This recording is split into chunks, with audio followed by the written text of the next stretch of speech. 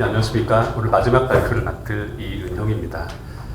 보통 이런 행사에서는 발표 시간을 20분 정도 주십니다. 그래서 마지막 순서가 되면 앞에서 많이 밀려서 좀 조급하게 진행을 해야 되는데, 오늘 이 자리는 발표자당 무려 40분이나 시간을 주시고, 또 그 긴 시간 동안에 대표님은 물론 참석하신 내빈분도 자리를 지켜주시는 경우를 저는 잘 보지 못했습니다. 그래서 일단 그런 부분에 대해서 오늘 처음 방문한 발표자로서 매우 감탄했다는 말씀을 드리고 싶습니다.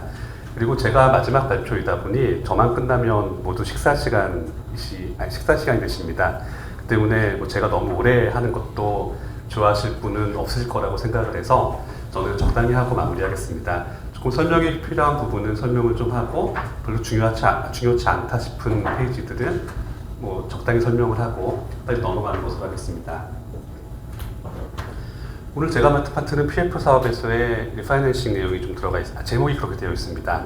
그런데 사실 PF 사업이라고 하는 것은 이제 돈을 빌려주시는 분들께 우리 사업이 이런 거니까 좀 돈을 투자해 주시기 바랍니다. 대출해 주시기 바랍니다. 라고 진행을 하는 겁니다.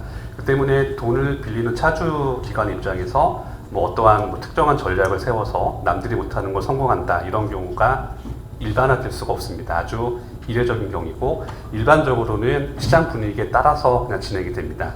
그 때문에 오늘 제 발표 내용은 그동안 이쪽 분야의 전문이 아니신 분들도 어딘가에서 PF의 구조니 이런 것들 많이 보셨을 겁니다. 그런 자료들을. 그래서 그런 내용들은 빼고, 일단 PF 시장 자체가 건설업과 업황이 같이 움직입니다. 그렇기 때문에 일단 평소에 잘 접하지 못하셨을 건설업에 대한 얘기를 많이 넣었습니다. 그리고 이제 그 부분과 관련해서 PF 쪽은 이렇다라고 뒷부분에 짧게 정리됐습니다. 일단 오늘 발표 내용은 전체를 요약하면 이렇습니다. 첫 번째, 두 번째 두 줄의 마이너스로 표시한 부분들은 PF 시장 안 좋습니다. 안 좋고, 단기에 시장이 개선되거나 어떠한 드라마틱한 효과가 발생하기를 기대하는 것은 쉽지 않습니다. 하지만 이런 부분들이 무조건 막연하게 산업이 망했다, 앞으로 미래가 없다, 이런 식으로까지 예단한 상황은 아닙니다.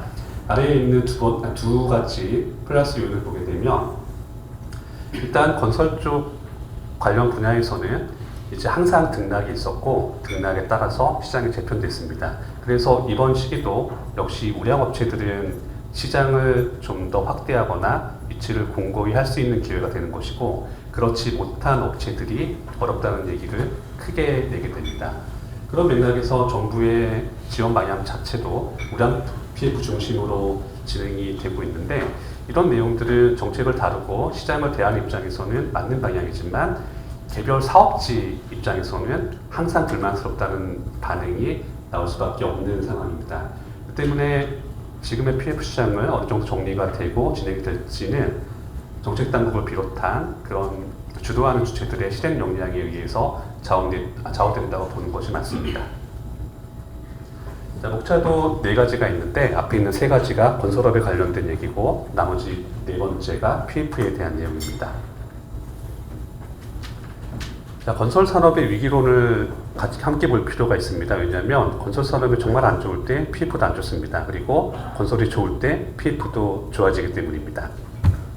자, 그렇다고 한다면 건설 산업의 업황에 대해서 특성을 정리해 보면은 지금 보시는 내용과 같습니다.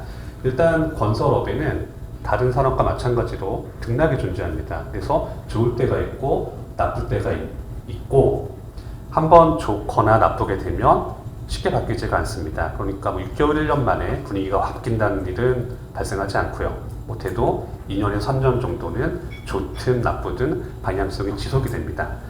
그럼에도 불구하고 이 업계에서 항상 주장하는 내용은 동일합니다. 건설업은 어렵고 힘드니까 정부의 지원이 필요하답니다. 그래서 이런 내용들을 그대로 받아들이게 되면 좀 현실하고 안 맞는 부분이 보이게 됩니다. 그래서 이 내역들을 좀 더 살펴볼 필요가 있는 겁니다. 자, 일단 업황에 등락이 발생을 하게 되면 이게 잘 보이지가 않네요. 일단 몇 년간 지속되기 때문에 방향성 예측하는 게 어렵지 않습니다. 지금 같은 경우를 보게 되면 2년 전에 미국 기준금리 갑작스러운 급등으로 시장이 침체되고 위축됐죠. 작년에 당연히 안 좋았습니다. 그렇다면 올해도 안 좋을 건데 그렇게 해봤자 2년밖에 안 되지 않습니까? 그러니까 내년도 딱히 좋거나 크게 개선되지는 않을 거라고 예상할 수 있고, 그러면 대부분 맞습니다. 그럼 항상 안 좋다는 전망들이 나올 때 거기에 제시되는 수치는 건설 투자와 건설 계약액, 그러니까 일반 기업으로 얘기를 하는 매출액이죠. 이 두 가지를 가지고 얘기를 하는데 수치 변동도 거의 이 안에서 왔다 갔다 합니다. 그러면 이 수치가 실제로는 매우 막대한 내용이지만 이게 일반 기업체분들이 보시거나 일반인 분들이 보시기에는 잘 체감이 되지 않습니다. 뭐 전년 대비 5% 감소했다, 7% 감소했다, 1.5% 감소했다, 증감 정도가 체감되지 않습니다. 그래서 뭐 대부분 경우에는 그냥 어렵다는 전망이 나오게 돼 있고, 이런 전망에 대해서 검증하는 경우는 또 없습니다. 그래서 이제 국내 주요 건설 관련 기관들의 최근 10년 정도의 차년도 건설업 전망 나온 것들을 한번 뽑아보시고 이게 맞은 적이 있나 이렇게 보게 되면 맞은 적이 거의 없습니다. 그리고 뭐 좋았다가 나빴다가 바뀌는 시점이 있는데 그거 예측해서 맞은 경우도 사실상 없습니다. 그냥 맞은 경우가 가끔 있긴 있는데 계속 안 좋다고 주장을 하다가 정말 안 좋아질 때가 맞을 때가 있습니다. 그리고 업체 숫자가 좀 많습니다. 그래서 좋은 업체들은 뭐 지금도 먹고 살만한데 그렇다고 해서 그런 얘기를 하진 않습니다. 그리고 그렇지 못한 업체들은 계속 어렵다고 얘기를 합니다. 이런 부분들이 항상 나와 있고요.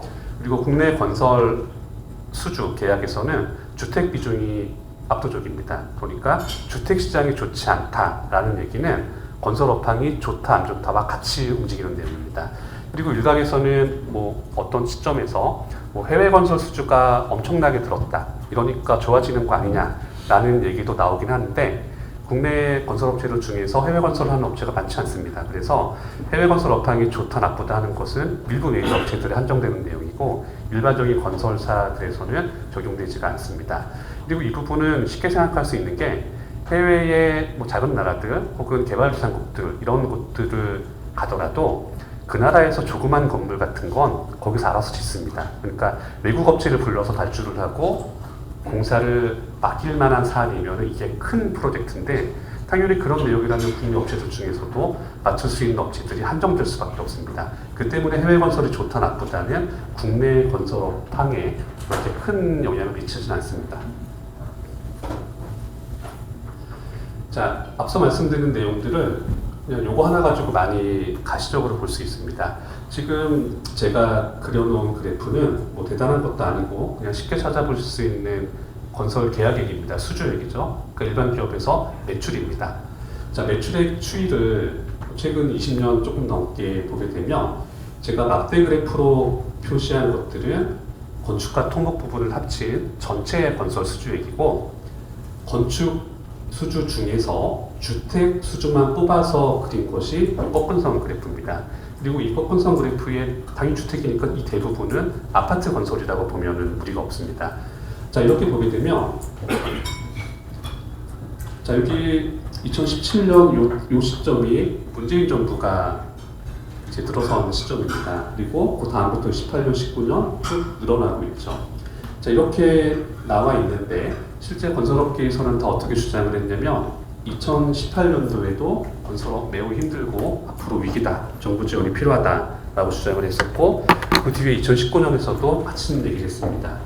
그런데 실제 보게 되면 매출은 증가를 했죠. 그래서 그런 위기론이 그렇게 맞은 건 아니었습니다. 그리고 이런 부분에 대해서는 또 반박이 들어옵니다. 어떻게 매출만 가지고 얘기를 할 수가 있느냐, 수익성과 뭐와 다 따져서 나쁘다라고 주장을 하는데, 설령 그렇다고 하더라도 매출이 점점 늘고 있는데 어렵다라고 하는 것을 쉽게 받아들이기는 어렵습니다. 그리고 지금 이 막대 그래프를 보시더라도 한번 방향성이 정해지면 그냥 몇 년 동안 갑니다. 그래서 2022년에 미국 기준금리 급등이 있었고 당연히 다음 연도에 계약액이 내려갔습니다.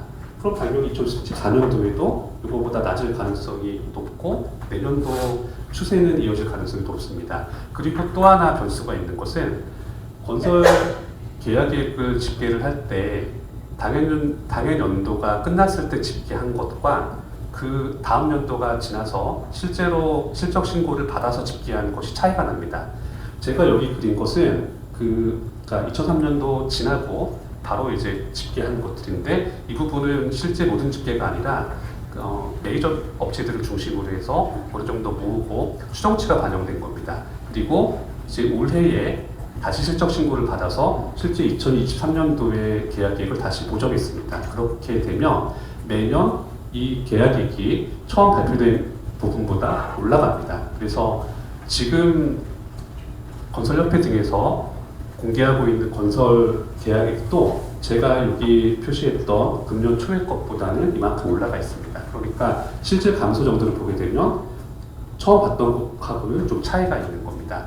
그리고 여기 건설 그래프를 보시게 되면 주택 부분 건설은 대부분 아파트 비율입니다.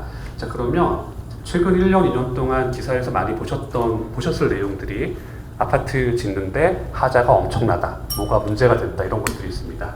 자, 이런 것들도 이거 보면 당연히 그렇겠구나라고 평가할 수 있습니다. 자, 주택 건설 수주 규모를 보게 되면 저쪽부터 조금 좋아지다가 안 좋아졌습니다. 딱 이때가 앞으로 집값 폭락한다고 전국적으로 폭락론이 득세하던 시기였습니다. 그런데 이렇게 돼 있던 것이 14, 15, 16, 17을 지나면서 갑자기 크게 올라갔습니다. 그리고 몇 년 안에 이만큼이 올라갔습니다.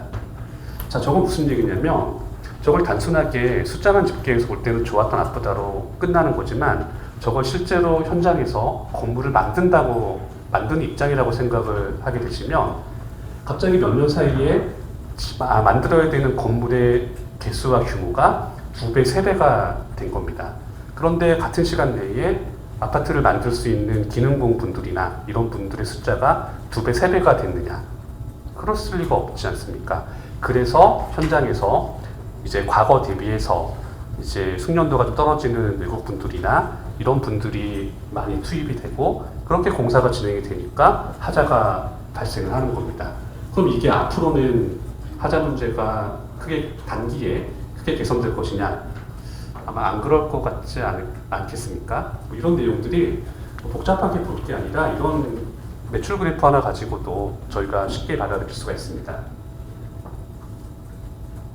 그리고 건설업 위험하다, 위기다 할 때도 그 내용들이 거의 스탠다드하게 정해져 있습니다. 왜냐하면 건설업 위험하다, 안 좋다는 얘기는 뭐 직전 20년, 30년을 보더라도 같이 일관되게 나온 내용이기 때문에 그때 주장되는 내용도 다 여기서 벗어나지 않습니다. 그런데 이제 그때그때 그 트렌드가 있기 때문에 그때그때 부각되는 내용이 조금 다른 겁니다. 지금은 건설업이 안 좋고 주택 쪽이 안 좋다라고 부각이 됐고 여기에 연관해서 그럼 PF 안 좋지 않느냐, PF도 위험하다 이렇게 되는 겁니다. 이게 이렇게 되는 이유는 이제 작년 올해 집계되고 발표된 수치들 가지고 봤을 때 지금 국내에서 부동산 PF 전체 규모에서 약 70%가 주택 건설이라고 되어 있습니다. 그러니까 당연히 저쪽이 안 좋게 되면 이거 안 좋게 되고 위험하게 되는 게 맞는 겁니다.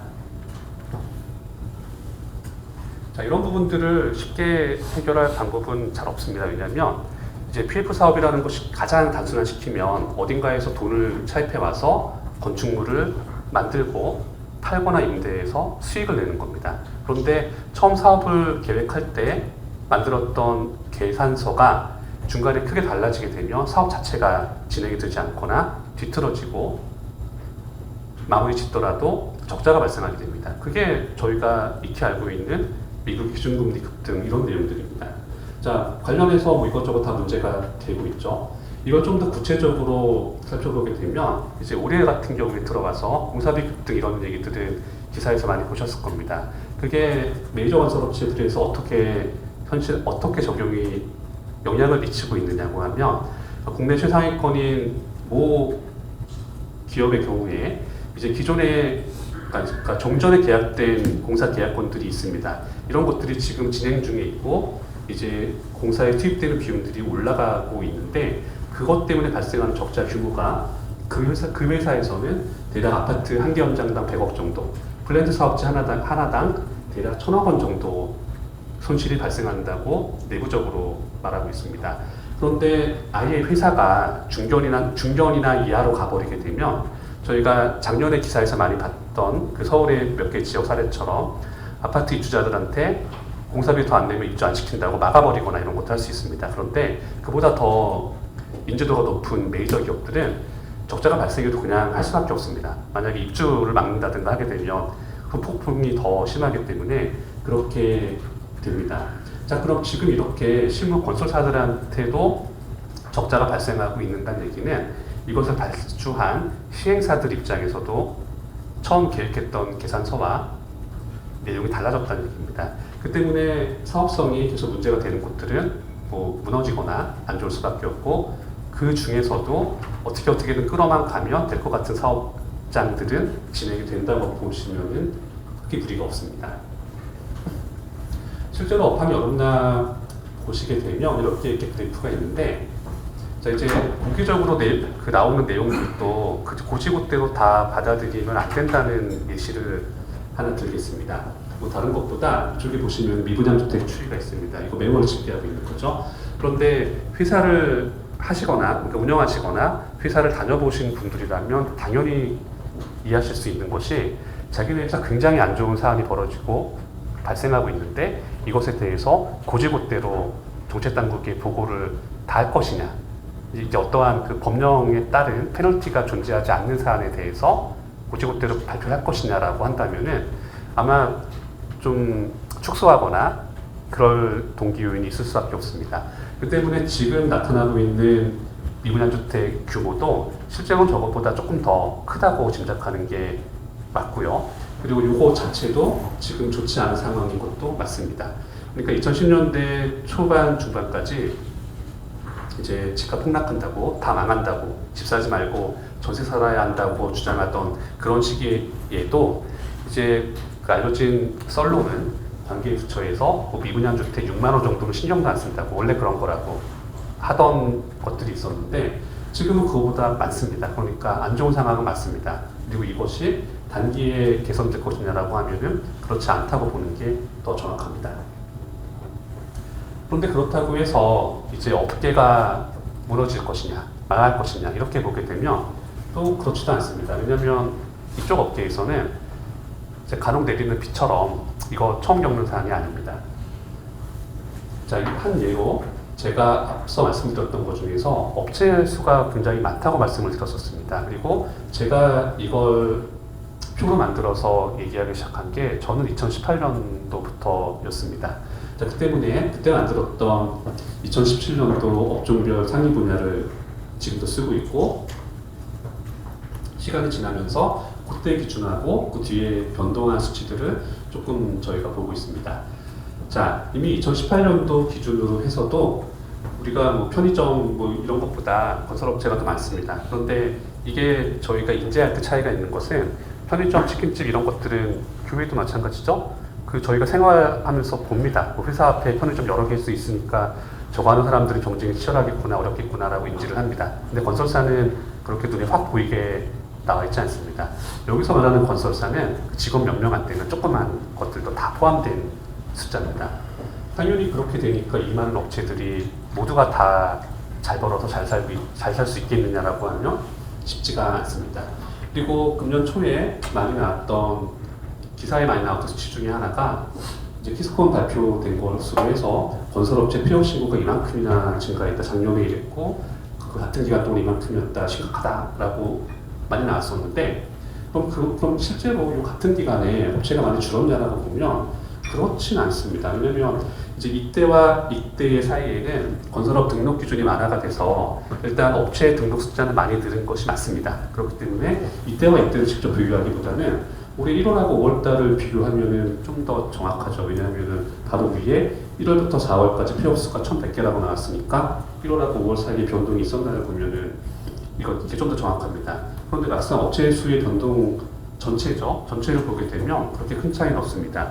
그 때문에 이 통계에는 어떤 점이 누락되어 있냐면, 이게 아래에 있는 전문 건설업 이런 것들은 사실은 아파트 상가 같은 데에 상가 한 칸 이렇게 해가지고 뭐 인테리어 수리 뭐 이렇게 하면서 뭐 실내 건축 공사업 등록 뭐 이런 업체들이 있습니다. 그런 데들도 이렇게 하나에 다 카운팅이 됩니다. 그렇기 때문에 폐업수가 실제 통계가 나왔다고 하더라도 저 1,000개가 그런 작은 동네 업체들이 문을 닫은 것인지, 아니면 지역에서 뭐 수십 년간 건실하게 사업을 운영해 오던 중견사가 문을 닫은 것인지가 여기서는 알 수가 없습니다. 그러니까 정성적인 내용이 빠져 있다는 겁니다. 그래서 이런 부분들이 뒷받침되지 않으면 단순하게 이렇게 폐업수가 뭐 이러니까 이게 되게 어렵다, 뭐 정부 지원이 필요하다라고 하는 것은 조금 무리가 있습니다. 이런 와중에도 잘 되는 회사들은 조금 버틸 수 있고요. 그리고 실제로 전 정부 때 시장이 매우 좋으면서 시행사나 뭐 이런 업체들이 솔직히 그때 많이 벌었습니다. 그래서 그때 번 것들로 지금 같이 안 좋은 시기에 버틸 수 있느냐 없느냐가 그 기업들의 향후 미래를 좌우하는 상황이기 때문에 단순하게 이 업계는 끝났다 뭐 이런 식으로 평가하면 그것도 맞지 않습니다. 자, 아까 제가 2018년도 막대 그래프에서 한번 말씀을 드렸습니다. 이때 그렇게 뭐 망했다고 다 전망이 나왔다고 하는데 실제로는 그렇지 않았었죠. 그런데 여기 제가 넣은 기사를 보게 되면 뭐 다 이런 내용입니다. 지금하고 큰 차이도 없습니다. 뭐 시장 침체, 뭐 투자 감소 뭐 나오는데 이게 바로 2018년도에 나왔던 기사들입니다. 18년도에도 이랬고 지금도 이러는데 실제로 당시에 뭐 계약액 정도를 보게 되면 이 정도까지는 아니었습니다. 마찬가지로 이것도 18년도의 기사들인데 뭐 지금 날짜만 바꿔서 내면은 거의 큰 차이가 없습니다. 그 때문에 저희 업계에서는 이것이 처음 맞는 비가 아니라고 저는 말씀을 드린 겁니다. 그럼 업황 개선이 가능한가? 이 부분을 보게 되면 사실 이게 당장은 쉽지가 않습니다. 자, 이제 건설업 같은 경우에는 건물을 만들어서 파는 겁니다. 그래서 최종 수요자가 뭐 아파트나 조그만 상가 이런 것들은 개인이 될 수가 있지만 그렇지 않고 이제 기관이나 뭐 이런 그러니까 개인이 아닌 주체들이 최종 소비자가 되는 경우도 있습니다. 때문에 B2B 사업과 B2C 사업의 속성을 모두 가지고 있다고 평가할 수 있는데, 근데 문제는 B2B 사업 같은 경우에는 그 업황 자체가 최종 수요 측면에서의 증감에 따라서 결정이 되는 것이지 공급 측면을 늘린다고 해서 최종 수요가 늘지는 않습니다. 그리고 B2C 부분에서도 이게 개별 판매되는 단가가 싸지가 않습니다. 그러니까 뭐 상가, 아파트 이런 걸 사시려고 하면은 작은 거라도 단위가 몇 억 단위로 올라가기 때문에 단순하게 공급 측면을 늘린다고 해서 수요가 늘어나거나 이러지는 또 않습니다. 그 때문에 단기에 뭔가 정부에서 뭐 건설업을 살리자, PF를 살리자라고 한다 한들 효과가 나기는 쉽지 않습니다. 하지만 이미 시장이라는 것은 그런 걸 안 해도 움직이기 때문에 자생적인 반등은 이미 발생을 했습니다. 최근 몇 개월 사이에 정부에서 이제 특히 서울의 주요 지역들이 전고점 대비해서 가격을 회복했고 어떤 곳들은 더 넘어서기도 했습니다. 이런 부분에 대해서 집값 상승을 억제하겠다는 기조가 정부 쪽에서 제시가 됐고 관련 규제들이 특히 대출 규제 같은 것들이 나왔습니다. 자, 이런 내용들 자체가 정부에서 아무것도 하지 않고 내버려둬도 좋은 지역은 팔리고 짓고 상대적으로 그렇지 못한 지역은 반대 결과가 나온다는 내용입니다. 자, 이렇기 때문에 정부에서 아무리 주택을 이건 뭐 별거 아닌 내용들입니다. 못할까? 정부에서 뭐 아무리 뭐 주택 공급을 확대하겠다, 많이 지어라고 하더라도 지어서 팔리는 지역과 안 팔리는 지역 그냥 명확한 겁니다. 그 때문에 단기에 가시적인, 그러니까 입주할 수 있을 정도의 주택 공급 효과를 늘리는 것은 한계가 있습니다. 다른 거 볼 것도 없이 그럼 대체 작년에는 그렇게 왜 집이 안 팔리고 거래가 안 되고 내려갔냐? 아래 이걸로 끝납니다. 대출 원래 쉽지 않았습니다. 전 정부에서 많이 조였던 것들을 기억하시죠? 근데 거기에 대해서 이자를 내고 있었는데 2년 전에 기준금리 미국에서 올리면서 이제 이자 앞으로 오를 거다, 더 오를 수 있다가 되면은 대출해서 집 사는 사람들 입장에서는 불확실성이 커집니다. 내가 한 달에 월급이 얼마인데 여기서 원리금 상을 얼마를 하고 남은 돈으로 생활할 수 있는데 이자가 얼마나 들지 모른다라고 하면 아무것도 안 하는 게 제일 좋은 겁니다. 관망이죠. 자, 이렇게 하는 와중에 또 일각에서는 앞으로 뭐 장기 추세 하락이다, 일본식 폭락이다, 하락한다고 막 떠듭니다. 그럼 집을 안 사는 겁니다.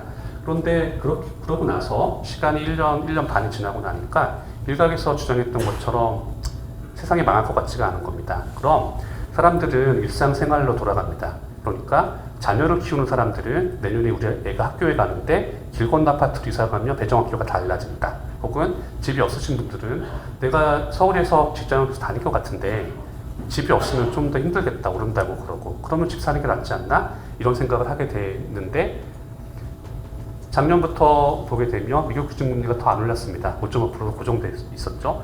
이러니까 올 상반기부터 주택 거래량이 증가를 하고 전국적 회복이 발생을 하는 겁니다. 주요 지역 중심으로. 그리고 지금은 기준금리까지 조금 더 내렸고 앞으로 더 내릴 것이다 라는 것이 일반적인 예상이기 때문에 이제 당연하게 이 내용과 반대로 주택 수요에 영향을 미칠 수밖에 없습니다. 자, 그런데 뭐 이렇더라고 하더라도 결국에는 어딘가 지었을 때 팔릴 것과 팔리지 않을 것들은 이제 그냥 일반인들 물어봐도 다 압니다. 우리 동네에 뭐 지으면 저거 되겠냐 이런 식으로. 그리고 종전하고 다르게 만들어서 안 팔릴 물건들이 다 정해졌습니다. 지식산업센터 지금 지으면 안 팔리겠죠? 오피스텔 소형 오피스텔 같은 경우에 잘 안 팔릴 겁니다. 다주택자 규제 똑같이 있으니까요. 종부세 할 때 이제 2주택 되니까요. 이런 부분 때문에 뭐 주택 공급 확대 잘 안 될 거고요. 이렇게 되면 부동산 PF가 활성화돼서 더 늘어날 것이냐, 정비 사업이 활성화될 것이냐 아마 쉽지는 않을 겁니다. 하지만 이 와중에도 이제 PF 물건들을 보실 때 여기는 굉장히 안정적이다. 뭐 예를 들어서 그 기존에 들어가 있던 기존에 자금을 넣었던 회사들이 뭐 공공기관이다, 수출입은행 같은 이런 데서 안정적인 곳들은 지금 돌아갑니다. 그렇지 않은 곳들이 여전히 문제가 되는 겁니다. 같은 내용이고요. 자, 이렇게 되면 이제 지금 정부에서 하고 있는 우량 PF 중심으로 가겠다는 내용이 맞는 것이냐라고 했을 때 전반적인 방향성은 맞습니다. 다만 초기에 발표했던 것처럼 뭐 이번 달 발표하고 다음 달부터 시행하겠다 이건 맞지는 않습니다. 자, 통상적으로 이제 PF 자체가 건물을 만들고 이런 거다 보니까 이제 이쪽을 잘 모르시는 분들이 이것을 건설 사업 쪽으로 많이 생각을 하십니다. 그리고 그에 대한 대응 방안, 뭐 해법도 국토부 쪽으로 내놓으라고 많이 요구를 하시는데 사실 이름 자체가 파이낸싱이지 않습니까? 이건 그냥 금융 상품입니다. 금융 사안이죠. 금융 사안이 되면 생각하는 게 좀 더 쉬워집니다. 그냥 투자금 넣은 거 회수할 수 있느냐 없느냐 그리고 수익 얼마나 끌어낼 수 있느냐 이 두 가지로 비춰보면 PF 사업 얘기하는 거 간단합니다. 그리고 금융기관의 보수성은 뭐 이미 익히듯 아시는 그런 내용들입니다. 뭐 일각이 그런 얘기들 다 아시는 것들 뭐 은행 사람들은 해 뜰 때 우산 빌려주고 비 오면 우산 뺏어간다고 뭐 이런 것들 그게 기본적인 금융기관의 속성입니다.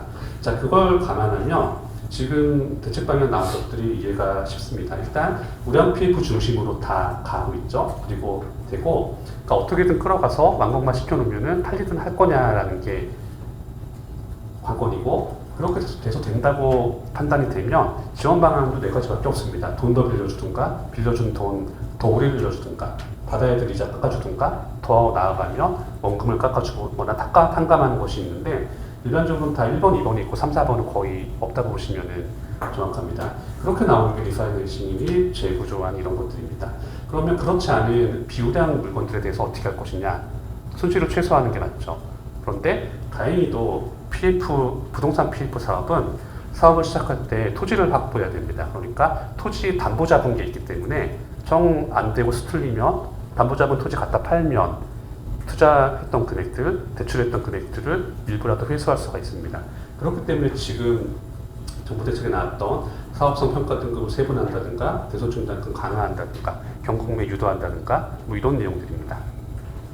그래서 이 내용은 맞는데 이게 만약에 그 처음 발표됐던 내용대로 뭐 이번 달 발표에서 다음 달부터 하겠다가 되면은 이건 문제가 발생을 합니다. 왜냐하면 이제 PF 사업에 건설사들이 엮여 있는 것들은 다 아시는 신용공여 내용들 있죠. 그런데 신용공여는 그러니까 단순하게 책임준공으로 가는 경우도 있는데 일부 경우에는 채무인수가 같이 들어가는 경우가 있습니다. 그런데 이런 회사들 엮여 있는 건들이 뭐 한 건은 아니고 여러 건 엮여 있기 때문에 책임준공이 엮여 있는 사람은 그나마 어떻게든 끌어서 완공만 시켜놓으면 일이 끝나는 건데 채무인수가 같이 들어간 데들은 건설사가 같이 위험해지게 됩니다. 그리고 이제 시행 역할을 건설사가 같이 했던 경우들은 그 올 상반기 때 시끄러웠던 그 T사가 이런 경우들이고요. 때문에 방향성 자체는 그렇게 틀린 것이 아닌데 이거 조급하게 진행을 하게 되면 그 후폭풍이 좀 커지게 되는 사안들입니다. 그래서 앞서 말씀드린 내용은 다 이런 것들이고요. 조금 시간 지나면은 버티는 회사들은 좀 더 될 거고 무너진 회사들은 무너질 겁니다. 이게 내용 자체가 금융사안이기 때문에 국토부에서 아무리 뭐 대책을 내라고 한다라도 별로 할 게 없습니다. 굳이 따져보면 여기 리츠 부실사업장, 지방 미분양 및 뭐 이런 것들이 있는데, 자 리츠 기본적으로 투자 수익을 내기 위한 펀드죠. 이 내용을 보게 되면 당연히 우량사업장으로 갈 겁니다. 그다음에 지방 미분양을 매입한다. 근데 저 내용을 보게 되면 그러니까 CR 리츠 할 때 좀 같이 나왔던 내용들, 저거 그 혜택을 보게 되면 향후 5년간 종부세 합산해서 배제한다고 그런 내용이 들어가 있습니다. 그런데 이게 저 자금을 운영하는 입장에서 얼마나 애매한 사안이냐면, 저희가 그 다주택자에 대한 규제가 좀 더 확산되면서 법인 소유 부동산에 대해서 종부세를 매기고 이래서 좀 시끄럽게 이슈를 겪었던 것이 그렇게 오래된 일이 아닙니다. 바로 수년 전까지 저희가 겪었던 사안입니다. 그러면 지금 정부에서는 지방 미분양을 매입했을 때 향후 5년간 종부세 합산을 배제한다 이런 것들이 적용되겠지만 5년 뒤에 또 어떻게 될지 어떻게 알겠습니까? 그러니까 결국에는 CR리츠가 들어가더라도 우량사업장 중심으로 갈 수밖에 없고, 그렇게 되면 정부 정책이랑 방향이 같습니다. 우량사업 PF 중심으로. 그다음에 PF 보증 요건 완화하고 비주택 PF 보증 이런 거 신설하는데, 저기 엮여 있는 기관들이 건설공제조합 이런 것들입니다. 그러니까 보증기관이죠. 당연히 보증기관에서는 위험 물건은 안 받으려고 할 테니까 이건 역시도 우량 PF 중심으로 갈 수밖에 없습니다. 그래서 뭐 이런 내용들도 그냥 같은 맥락입니다. 공공지원은 뭐 사업성 이런 걸로 갈 거다는 내용들이고, 기사에서 많이 보시는 것들이고요. 뭐 보신 것들 뭐 예전에는 3단계로 하다가 이제는 4단계로 해서 이쪽 네 번째 아주 안 좋은 쪽에 들어간 것들만 뭐 대손충당금을 쌓든 뭐 매각을 하든 어떻게 강제하겠다. 다만 당장 하라고 시키는 것이 아니라 좀 유예 기간의 시간을 두고 하겠다. 역시 맥락이 똑같습니다. 최근에 기준금리가 인하되면서 관련 내용들이 나오게 됐는데, 이거 그냥 당장 이거 했다고 해서 시장 크게 안 변합니다. 그러니까 일부 대환 대출을 하거나 이런 경우에는 좀 적용이 되겠지만은 이것 때문에 뭐 한 6개월, 1년 내에 시장 분위기가 확 바뀔 것인가? 그렇진 않습니다. 그리고 이렇게 들어가는 사업장들도 결국 보게 되면 지금 뭐 몇 개의 사례들이 있는데, 여기도 결국에는 사업성 중심으로 평가되는 곳들이고 그렇지 않은 곳들은 좀 배제되는 경향이 여전합니다. 자, 뭐 지금 이거에 관련해서도 이미 법안 다 나와 있습니다. 부동산 개발사업관리법이 이미 안건이 올라가서 앞으로는 통합 시스템으로 다 관리할 거고, 뭐 이렇게 할 거다라는 거 나와 있고, 뭐 현재도 나와 있고, 그다음에 기준 변경도 앞으로 한다고 나와 있습니다.